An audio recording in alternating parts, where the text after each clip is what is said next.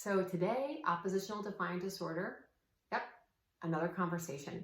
These are the biggest questions I get from Messenger, from my Facebook group, and it's also one of the #1 problems that the clients that I coach have with their children. I want you to know that I struggled with one of my sons having ODD symptoms for so long. I got calls from the teachers, I got calls from the principal. It was really hard. I hated answering the phone during the school day because I was like, oh, what's it gonna be? But over time, by the time he was like in about the 6th grade, we really cleaned up his diet and I saw a huge change. But when we did the change, you have to realize that we didn't really break the habit of how he would think, which is what was causing the feelings. So what you'll see here is I've written TFAR, thoughts drive our feelings, which drive our actions, which drive our results. Feelings, right? There's our anger. But if we don't know the thoughts that we have that cause the anger, how do we heal the anger? So I don't know about you, but if I've been really angry or upset or sad or something, if somebody takes the time, like my husband says, what's going on, and really wants to know, well, first I'm going to say nothing. But if he asks long enough, I'll explain myself. And once I can explain myself, he can give his input, or maybe I can still continue to rationalize why I'm angry because I feel like what I've witnessed or seen or been through just isn't fair and it makes me angry. I have been wronged. The bottom line is I feel I have been wronged and I'm angry.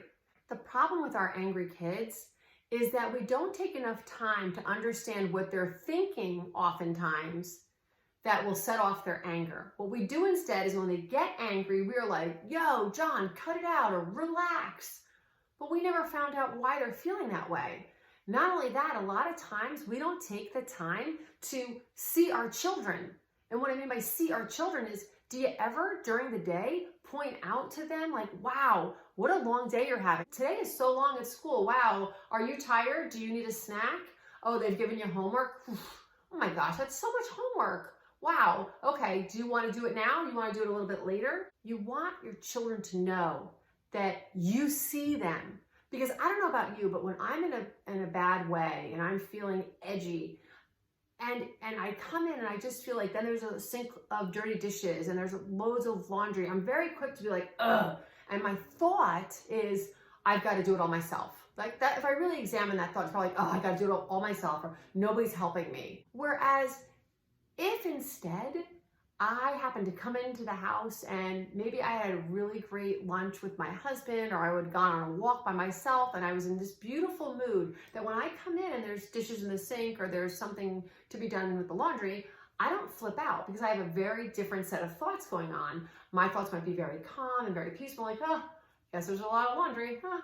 I guess there's dishes I gotta do. It's very different. But our children, we don't take the time to see them, and they are already high intensity. They are already on edge, especially if they're eating the foods that I will tell you to get out of their diets. These ADHD kids, they are very sensitive. So if you haven't taken out the gluten, the dairy, the refined sugars, the preservatives, the processed foods, the corn, and the dyes, if you're not taking them out, it's almost like you're already setting them up for failure if they are these high intensity children. It's like if I gave you 5 cups of coffee and then said, I need you to be calm though. I just need you to be calm. You really can't do this. So you want to stack the deck in their favor. You don't want to have them on all these foods that we know for these children are inflaming their brain. So we pull back the foods, but then we're still left with the habits that this child has. If this child is quick to anger, we want to get in and realize that they are believing something. There is a story going on. Just like I said before, I had this story. It would be like, nobody helps me. Nobody cares about me. And when I see the dishes piled up, I can get angry. Well, maybe this child feels against the world. Maybe he feels like nobody helps him. Maybe he feels like life is so hard. We don't know. But maybe we can guess at it and we can offer that to him. Maybe during the day, normal conversations. Hey, John, how's it going? And you catch him when he's not angry. Wow, you have a lot going on though. These days are long at school, aren't they? Do they give you a lot of homework? Ugh, I bet they do. I hate when I got so much homework as a kid. Do you need me to help you with that? Are you tired? Do you want to go take a nap and I'll come and get you in about 45 minutes? Do you need a snack? Like there's all this stuff that we could do. But what we typically do is that we just like hope and pray that our kid's not going to be angry that day. And then, it could be 20 minutes later and the seemingly most simple thing happens. Maybe one of the siblings walks past them. Maybe they open the fridge and their favorite treat is missing and they go off. And you're like, oh my gosh, there's such a problem with anger. Relax, John, or calm down. Well, but it was the other stuff that was happening before that. And nobody tells them, especially these really high intensity children who need to be extra fed. They need to be nourished in a way that goes beyond the typical child. They need more. It just is what it is. And eventually you're going to leverage that high intensity for even greater good. But right now they just need more. They need more feedback. So they need, when they're calm, for mom or dad to be like, hey, how's it going? How was today? It's so tough. Like, just build into it. If you know that they're often angry and they're not being angry, hey, you're doing really great right now. How was your day? I can see you're being really calm. I also noticed before when your brother walked past you, you didn't say anything angry to him. What great self-control you have. I got to tell you, I'm just noticing this. You're getting so much kinder and so much more respectful. But I got to imagine it's a long day. I remember what fourth grade was like. That was hard. So how is that going? What are the kids like in your class? Or maybe another day. Hey, how's your friends doing? I remember when I was in the fourth grade, or the sixth grade, the seventh grade, it doesn't matter. I remember sometimes it was hard making friends. Do you find that? So what you want to do is create this space where he's being seen. See, because when we're seen, we get like pulled down. All our emotions just calm down. We are seen. We are not in it alone. We're not in this alone. And so then we face a circumstance, we're not so quick to jab at somebody and get angry so quickly because we're seen. So that's where I want you to come from today, mom and dad. I want you to see your child. See them before they erupt and realize that if they're erupting, there's something else going on. Get in before they can erupt. Get in, find out who they are. Find out what they enjoy doing. Hey, I would say to Matt, hey Matt, later on today, you want to hang out and watch a movie? He might totally not want to watch a movie, but just by saying that to him, or hey, and I'm going to make that favorite dinner that you like, or oh, I'm going to make those chocolate smoothies that you like, and whatever it is, he gets seen, and he might be all prickly at that moment too. Like you might go to touch him and like, but you know what? He heard you. He heard that you want to hang out. He felt that when you just leaned in and you gave him a kiss on the head and go, all right, I know school's hard. It's a long day. I want you to go take a nap.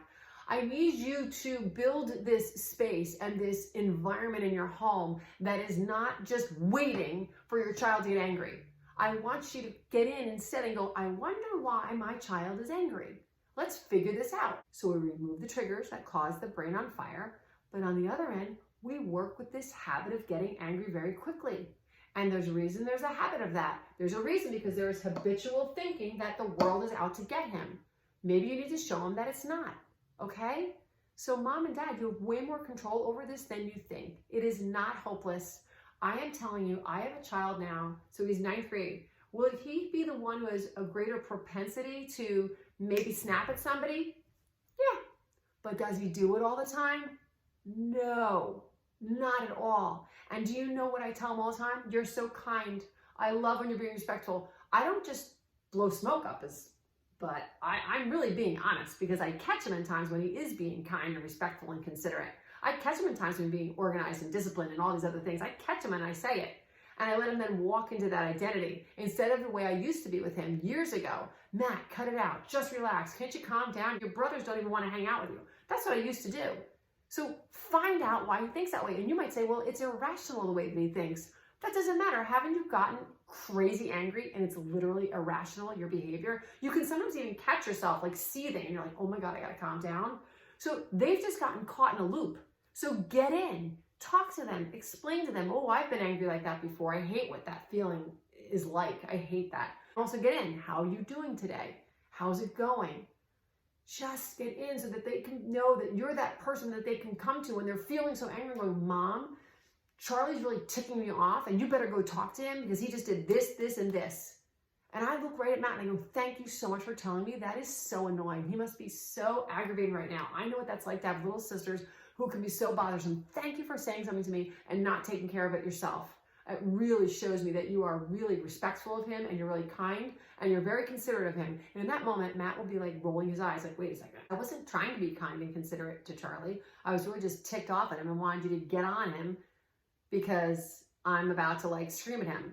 And you don't even realize, see, moms, like that's huge. He normally would have screamed at him or he normally would have just I don't know if he would have hit him necessarily. Yeah, he would have. He probably would have lashed out years ago physically. So you have just much more control. I hope that you could catch all that ramble. Meet you again next time for another lesson. Take care, moms. You got this.